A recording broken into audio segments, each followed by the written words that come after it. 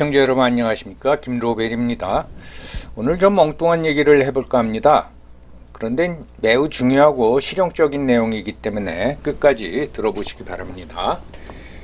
의지를 다지기 위해서 우리가 자주 쓰는 말이 7전8기라는 고어가 있습니다. 그런데 이 말은 우리나라에서 한 세기에 한 번이나 나올까 말까 하는 홍수환 선수 같은 분에게나 적용되는 말이지, 지금과 같이 바쁘게 돌아가는 세상에 7번이나 8번은 너무 과하고 저는 3번이면 충분하다고 생각합니다.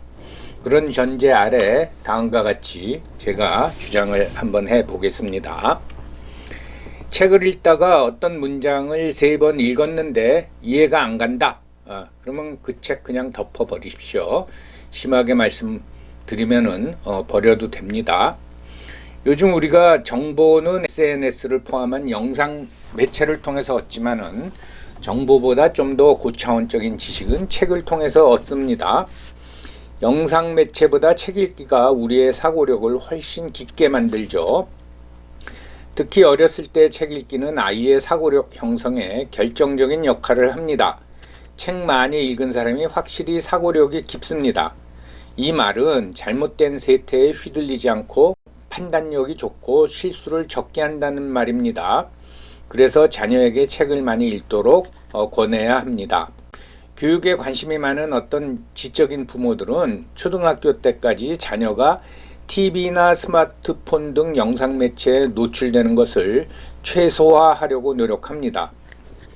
저는 적어도 대학원에 진학한 이후 최근까지 늘 책을 가까이 하면서 사는 인생을 살아왔는데, 그 과정에서 책 읽기와 관련해 내린 결론이 있습니다.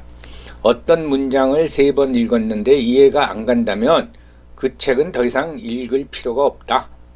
심지어 갖다 버려라 입니다. 우리가 책을 읽다가 여러 번 읽어도 이해가 안 가면 대부분의 사람들은 내 지적 수준이 부족한가 하면서 자책하는 경향도 있습니다. 그럴 필요 전혀 없습니다. 이해가 안 가는 것은 읽는 사람의 책임도 아니고, 굳이 이해 안 가는 것을 나의 지적 능력을 테스트하겠다고 완독할 필요가 없습니다. 시간 낭비일 뿐입니다. 오늘 그 말씀을 드리겠습니다. 우리가 어렸을 때 많이 썼던 말 중에 하나가 3-3번이죠. 맞는 말입니다. 3-3번이면 충분합니다. 예를 들어서 어떤 회사에서 직원이 같은 실수를 3번 반복하면 사실 해고해야 됩니다. 미국에서는 그냥 해고시켜 버리지만 우리나라에서는 노동법 때문에 함부로 해고할 수 없고, 회사에서는 아예 일을 맡기지 않죠. 또는 한직에 배치해 버립니다. 소위 좌천을 시켜서 스스로 나가라 이거지요. 그런데 직원은 그렇다고 치고 자녀나 친인척 같이 연을 끊을 수 없는 관계라면은 3번 말했는데도 그 말을 듣지 않거나 실수를 반복하면 그냥 기대를 접어버리십시오. 3번 말했는데 못 알아들으면은 4번 말해도 소용이 없습니다. 제 경험을 말씀드리겠습니다. 강의하다가 3번 설명했는데 학생들이 이해를 못한다. 그러면 이제 가르치는 입장에서는 그 이유를 학생들이 공부를 안 하는구나, 지적 능력이 낮구나, 이런 생각을 하게 되죠. 그런데 객관적으로 생각해 보면은 선생의 설명이 제대로 설명 못한 것일 수도 있습니다. 그렇다면 왜 학생들이 이해할 수 있도록 제대로 설명을 못했느냐? 그거는 선생도 그 내용을 정확히 이해 못했기 때문에 그런 일이 벌어지는 겁니다. 다시 말씀드립니다. 자기가 제대로 이해 못하면 설명도 제대로 못하고, 그러니까 상대방이 알아듣질 못하는 거죠.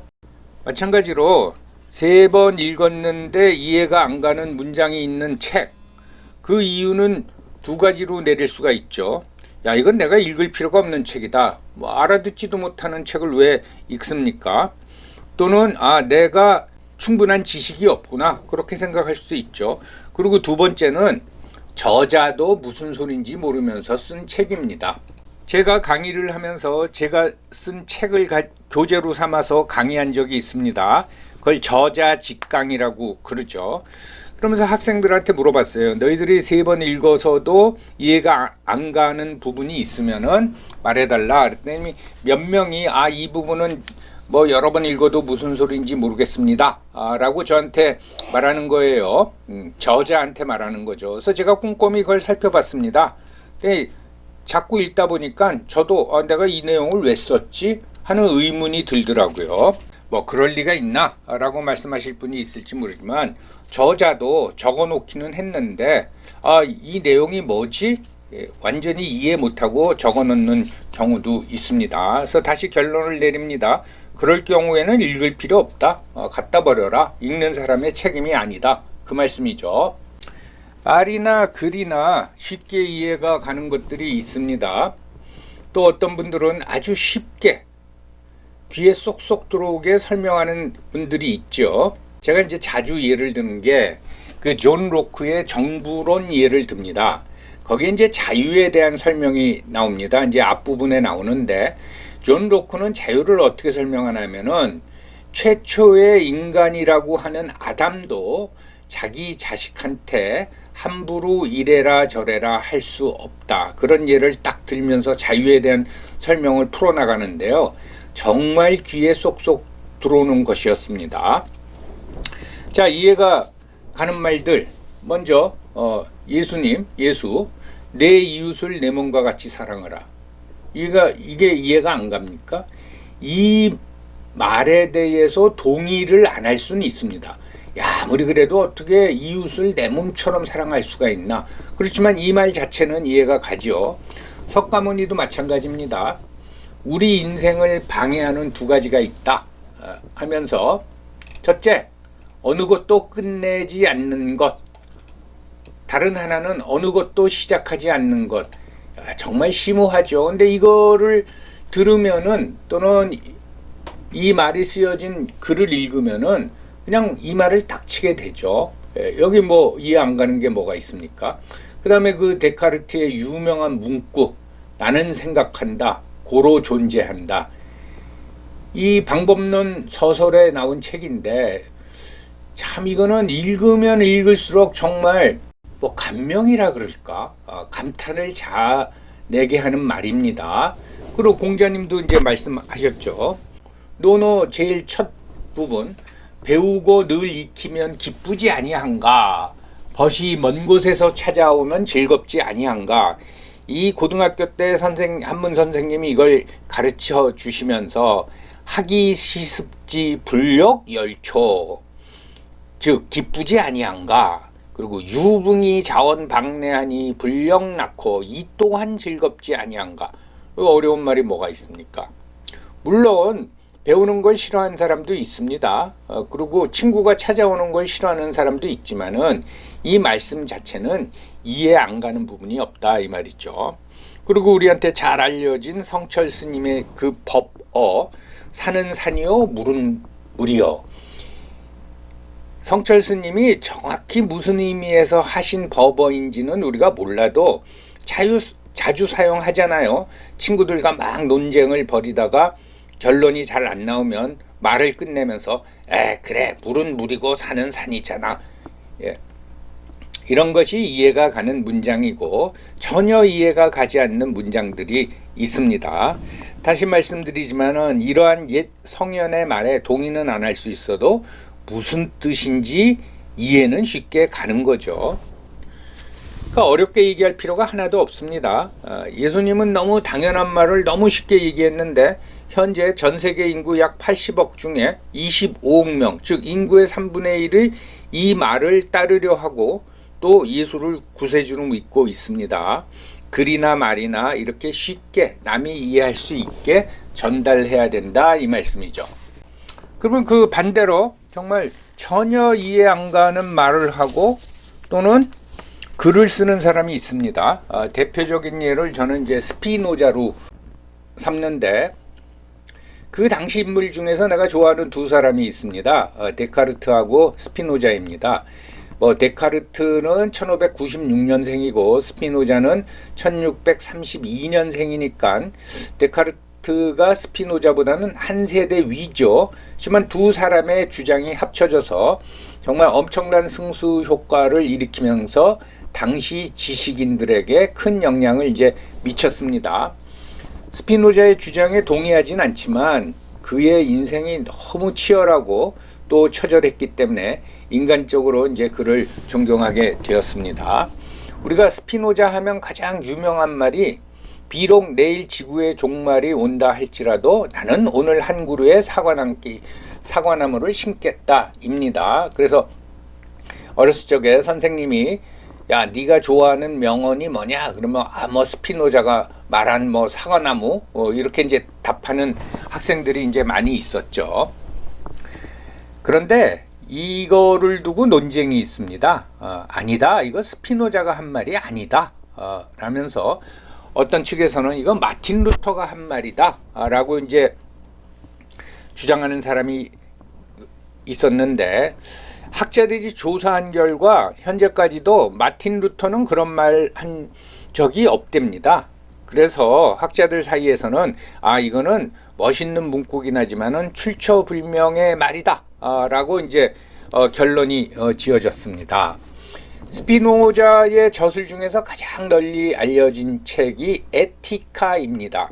이거를 이제 번역을 하면 윤리학인데 왜 우리나라에서 번역되면서 윤리학으로 하지 않고 에티카로 했는지 그건 잘 이해가 안 갑니다. 그 첫 부분에 스피노자가 정의, 그러니까 definition이죠. 내가 이제 앞으로 이런 주장을 할 건데 내가 쓰는 용어의 정의는 이런 것이다. 그게 먼저 시작이 됩니다. 자, 한번 읽어보겠습니다. 자기원인이란, 자기원인, 이 용어 자체도 생소하죠. 자기원인이란 그 본질에 존재가 포함된 것 또는 그 본성이 존재한다고 생각할 수밖에 없는 것이라 이해한다. 여러분 이 문장이 무슨 뜻인지 이해가 갑니까? 예. 본질에 존재가 포함된 것 또는 그 본성이 존재하는 것 그것이 자기 원인이다. 이해가 갑니까? 단어 하나하나는 뭐 자기 원인 빼놓고는 좀 이해가 가는데 그거를 조합해 놓으니까 전혀 이제 이해하기가 힘든 거죠. 스피노자 에티카의 그 다음 정의입니다. 실체란 그 자신 안에 존재하며 자기 자신만에 의하여 사유되는 것이다. 실체란 그 자신 안에 존재한다. 이건 얼핏 이해가 가는 것 같은데 자기 자신만에 의하여 사유되는 것이다. 참 어렵죠. 달리 말하면 자신의 개념을 형성하기 위하여 다른 아무런 개념도 필요하지 않는다. 오히려 달리 말하면 하면서 추가 설명이 더 어렵게 만듭니다. 거기까지는 괜찮습니다. 그 다음 걸 보겠어요. 동일한 본성을 지닌 어떤 다른 것에 의하여 한정될 수 있다는 것은 자기 유 안에서 유한하다고 일컬어진다. 예를 들면 물체는 유한하다고 말할 수 있다. 왜냐하면 우리는 언제나 보다 더 커다란 다른 물체를 생각할 수 있기 때문이다. 마찬가지로 사상은 다른 사상에 의해서 한정된다. 그러나 물체는 사상에 의하여 한정되지 않고 사상은 물체에 의하여 한정되지 않는다. 저는 이 예를 든 이 세 가지 정의를 여러 번 읽으면서 그나마 내가 좀 이해가 된 문장은 마지막 문장입니다. 물체는 사상에 의하여 한정되지 않고 사상은 물체에 의하여 한정되지 않는다 라는 문장인데 이것도 막스가 보면은 기겁을 할 문장이죠. 이렇게 도저히 뭐 이해가 안 가는 문단으로 거의 대부분 채워진 게 에티카라 이 말입니다. 도대체 무슨 뜻인지 하나도 이해가 안 됐습니다. 어쨌든 인내심을 갖고 제가 완독을 했지만 이 같은 문장이 대부분을 차지하고 전체적인 맥락이 뭔지를 이해할 수가 없었습니다. 그래서 결론적으로 이거 읽을 필요가 없는 것을 괜히 시간 낭비만 했구나 하는 생각이 들었고, 물론 이렇게 말씀을 드리면은 당신 전공이 정치사상이 아니지 않냐, 그러니까 이해 못한 거 아니냐 라고 뭐 혹평하는 분들도 있을 수 있겠지만, 여러분 그래도 제가 정치학 서적을 40년 넘게 읽은 정치학자인데 감도 못 잡을 정도로 이해를 못했다면 그것은 문제가 있는 책이고 읽을 필요가 없는 것이라고 하겠습니다. 그게 제가 내리는 결론입니다. 그러면 스피노자는 왜 이렇게 어려울까요? 그거부터 한번 생각해 보죠. 제 지적 수준이 낮은 것도 있겠지만 전체적으로 보면 동양 고전보다는 서양 클래식이 더 어렵습니다. 이게 이제 큰 전제가 되는 겁니다. 스피노자는 왜 이렇게 어려울까? 이렇게 한번 추론해 볼 수 있습니다. 첫째, 스피노자 자신도 무슨 뜻인지 모르고 그냥 썼다. 그냥 머릿속에 떠오르는 것을 그냥 적었을 뿐이다. 이렇게 생각해 볼 수 있고, 둘째, 번역이 잘못됐다. 번역자가 무슨 뜻인지 모르고 그냥 라틴어를 우리말로 옮겼을 뿐이다. 이 이제 두 가지 경우가 있겠죠. 과연 어느 것이 맞는 걸까요? 제가 감히 스피노자가 그냥 마구 짓거렸다라고 할 수는 없고, 내가 이해는 못했지만 뭔가는 있는 거겠지요. 그렇다면 부실한 번역이 큰 원인이다. 전부는 아니더라도 라고 이제 결론을 내릴 수가 있습니다. 그 이유는 뭐냐? 무엇보다도 당시 유럽을 지배했던 기독교적 가치관, 스피노자는 이제 유대인이니까 그 입장에서는 유대교적 가치관, 세계관, 인식 체계를 모르고는 스피노자가 왜 이런 책을 써야 했는지 이해를 못합니다. 여러분, 당시 기독교적 인식틀과 가치관, 그리고 성직자들과 권력자들의 행태에 반감을 가진 지식인들이 많았습니다. 그런데 핍박이 무서워서 그냥 침묵을 하고 있었던 거죠. 그런데 어느 날 갑자기 스피노자가 나타나서 그것을 과감히 부인하면서 자신의 인식 체계를 밝히는 겁니다. 그러니까 유럽의 지식인들이 스피노자에 공감하고 열광을 하는 거죠. 여기서 스피노자가 과감히 부인했다는 것은 구체적으로 지적을 하자면 유일신을 부인한 겁니다. 그 얘기는 뭐냐? 하나님을 부인한 거죠. 그게 여호와 하나님이건 어떤 하나님이건 창조주 하나님을 부인한 겁니다. 당시의 유럽과 유대인의 존재 자체를 부인해버린 겁니다. 이건 혁명적 주장을 넘어선 겁니다. 기독교 신자나 유대인들에게 살해당하지 않은 것만 해도 다행입니다. 사실 스피노자는 그러한 두려움 속에서 거의 숨어 지내다시피 했죠. 그리고 일찍 죽었습니다. 그나마 당시 신앙과 사상의 자유가 유럽에서 가장 보장되었던 네덜란드에 살았기 망정이지 다른 나라였으면 아마 살해당했을 겁니다. 또는 국가로부터 권력자로부터 엄청난 탄압을 받고 극형에 처해졌을 수도 있습니다. 이거에 대한 체험적인 어떤 그 배경 없이 에티카를 한글로 옮겨 놓으니까 그 뜻이 정확히 우리에게 전달되지 않는 거죠. 그리고 우리는 이해를 이제 못하는 겁니다.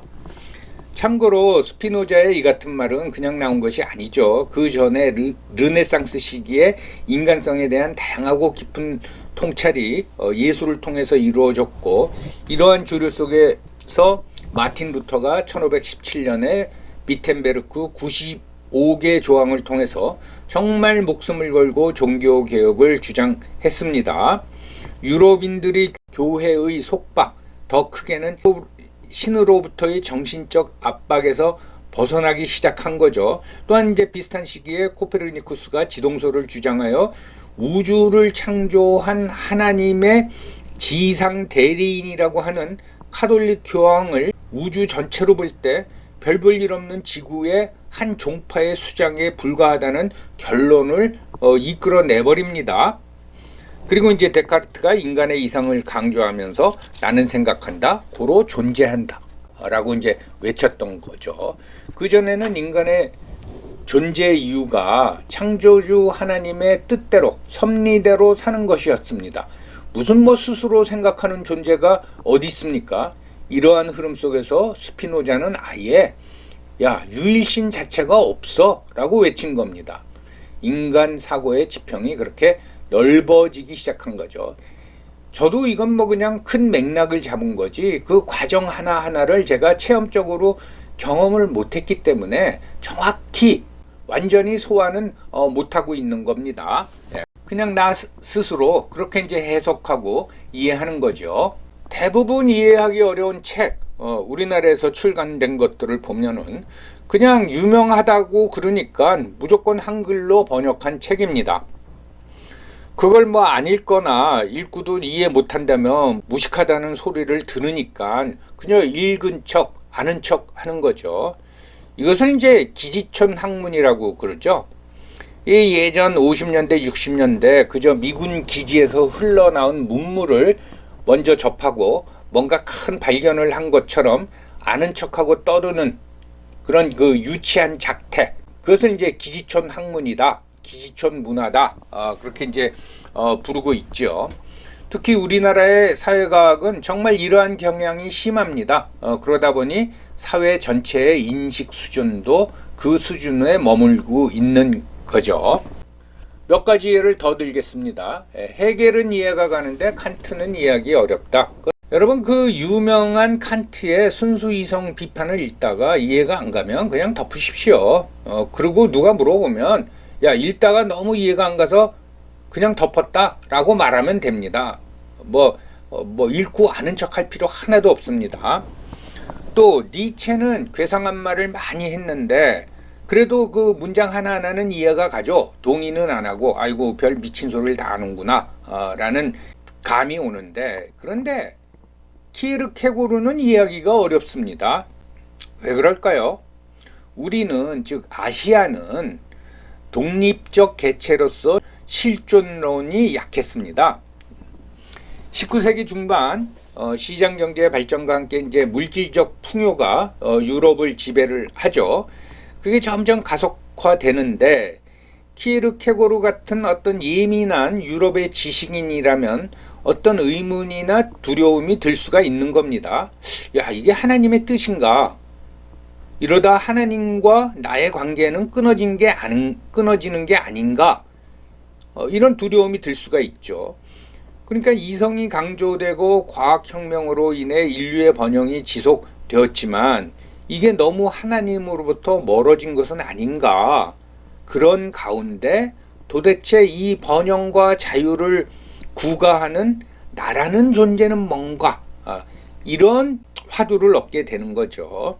그러한 화두와 고뇌에 대한 자기 고백을 키르케고르가 한 것입니다. 우리는 이런 사유의 경험이 없다라는 거죠. 즉 중국, 한국, 일본 등 아시아 사람들은 그 정도의 고민이 없었습니다. 뭐 중국 최초의 실존주의가 장자의 호전몽이다. 뭐 그런 얘기도 있습니다.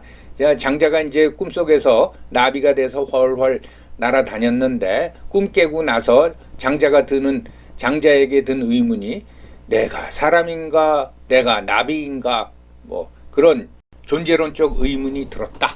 그래서 실존주의의 시초가 장자다. 그런 주장을 하는 사람들이 있는데 뭐 정확히 그게 맞는지 안 맞는지 제가 알 수는 없지만은 그러한 고민을 사유를 그 후에 학자들이 더 이상 생각을 안 해봤다라는 겁니다. 그러니까 그런 학풍이 생기지 않은 거죠. 그래서 장자의 호전몽이 아시아 최초 또는 세계 최초의 실존주의다 라는 말은 좀 과대한 해석이라고 저는 봅니다.